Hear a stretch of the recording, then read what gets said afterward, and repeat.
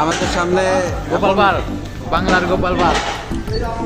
আমাদের সামনে খাবার খাচ্ছে আমাদের সবার জনপ্রিয় খাদক মুক্তার হোসেন খাদক।